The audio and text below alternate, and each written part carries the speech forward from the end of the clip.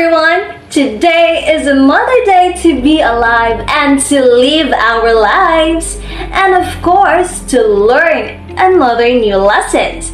So for today's video, we will talk about the general guidelines in writing a true or false item and in writing a short answer test item. Let's start!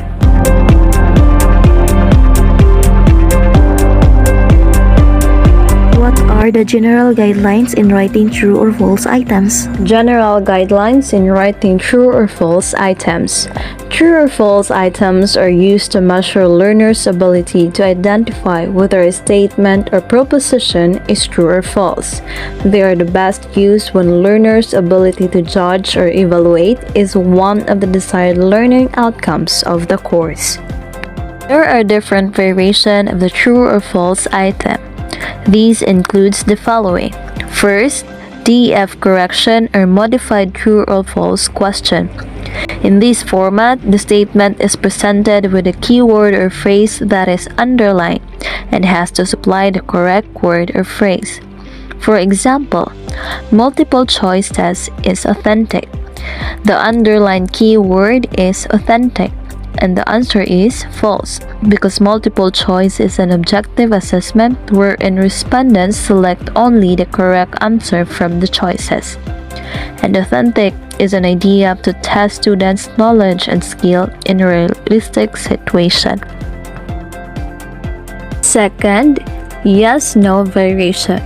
In this format, the learner has to choose yes or no rather than true or false. For example, the following are kind of tests. Circle yes if it is an authentic test and no if not. Multiple choices is not example of authentic test, so the answer is no.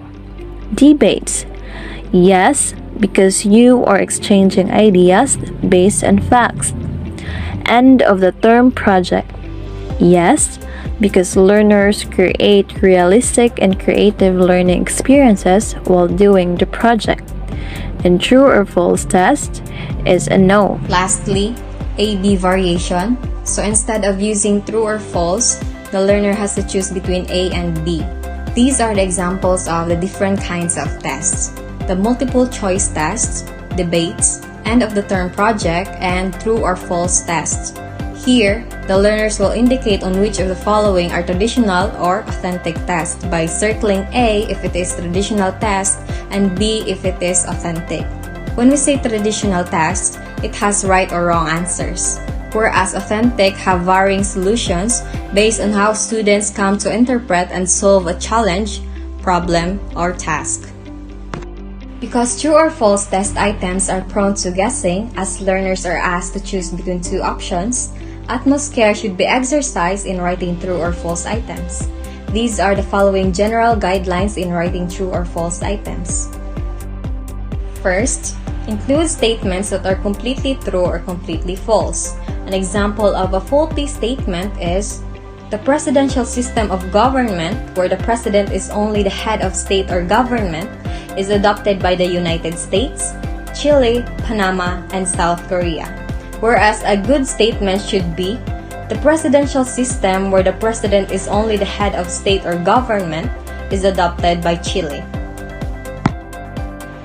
What made item number 1 faulty is its poor quality. The description is right, but the countries given are not all correct. Yes, it is correct that South Korea has a presidential system of government, but unlike the other countries mentioned, South Korea also has a prime minister who governs alongside with the president. Next is, use simple and easy to understand statements. An example of a faulty statement is, education is a continuous process of higher adjustment for human beings who have evolved physically and mentally, which is free and conscious of God, as manifested in nature around the intellectual, emotional, and humanity of man. Whereas an example of a good statement is, education is the process of facilitating learning or the acquisition of knowledge, skills, values, beliefs, and habits. Item number 1 is somewhat confusing, especially for younger learners, and they might lose interest if there are many ideas in one statement. The more ideas you add, the harder it is to understand. Third, refrain from using negatives, especially double negatives. So the example of the faulty statement is, there is nothing illegal about buying goods through the internet. Whereas a good statement should be, it is legal to buy things or goods through the internet. Double negatives are sometimes confusing and could result in wrong answers, not because the learner does not know the answer, but because of how the test items are presented. Fourth, avoid using absolutes such as always and never. So the example of the faulty statement is, the news and information posted on the CNN website is always accurate, whereas a good statement should be, the news and information posted on the CNN website is usually accurate. Absolute words such as always and never restrict possibilities and make a statement as true 100% or all the time. They are also a hint for a false answer. Fifth, express a single idea in each test items. So the example of faulty statement is, if an object is accelerating, a net force must be acting on it, and the acceleration of an object is directly proportional to the net force applied to the object. Whereas a good statement should be, if an object is accelerating, a net force must be acting on it. Item number 1 consists of two conflicting ideas, wherein one is not correct. The sixth general guidelines in writing true or false items is avoid the use of unfamiliar words or vocabulary. So for the faulty, esprit de corps among soldiers is important in the face of hardships and opposition in fighting the terrorists. And for the good, military morale is important in the face of hardships and opposition in fighting the terrorists. Therefore, students may have a difficult time to understand the statement, especially if the word esprit de corps has not been discussed in the class. Using unfamiliar words would likely lead to guessing. So another example of use of unfamiliar words or vocabulary is that for the faulty, according to some politicians, the raison d'etre for capital punishment is retribution. So to make it good or desirable, according to some politicians, justification for the existence of capital punishment is retribution. So when we come across an unfamiliar words while we are going to read, there will be a chances to use a context clues even if the students never heard of that words. So looking for context clues is one technique that is helpful for readers of all ages and all level of experiences. So the seventh general guidelines in writing true or false items is avoid lifting statements from the textbook and other learning materials. So, example of this, avoid lifting statements from the textbook and other learning materials. For the faulty, for every action, there is an opposite and equal reaction. So to make it good and desirable, if you were to stand in a canoe and throw a life jacket forward to another canoe, chances are your canoe will jerk backward. The next we have, what are the general guidelines in writing short answer test items? So, a short answer test item requires the learner to answer a question or to finish an incomplete statement by filling in the blank with the correct word or phrase. So, a short answer test item also requires a word, a short phrase, or a number response. A short answer items are useful in educational testing because they can be used to assess lower order thinking skills such as by recalling and comprehension of information. However, they can also be used to assess higher level of abilities. For example, students can be asked to make interpretation of data, solve numerical problems in science and mathematics, or balance mathematical and chemical equations. So therefore, a short answer items should also be required a single correct answer.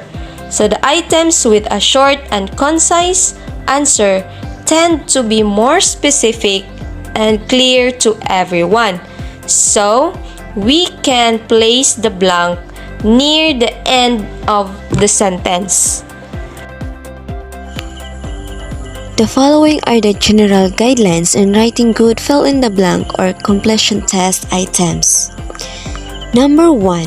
Omit only significant words from the statement. Faulty. Every atom has a central blank called a nucleus. Good. Every atom has a central core called a blank. In item number 1, the word core is not the significant word. The item is also prone to many and varied interpretations, resulting to many possible answers. Number 2. Do not omit too many words from the statement such that the intended meaning is lost. Faulty. Blank is to Spain as the blank is to United States and as blank is to Germany. Good. Madrid is to Spain as the blank is to France. Item number 1 is prone to many and varied answers. For example, a student may answer the question based on the capital of these countries or based on what continent they are located. Item number 2 is preferred because it is more specific and requires only one correct answer. Number 3.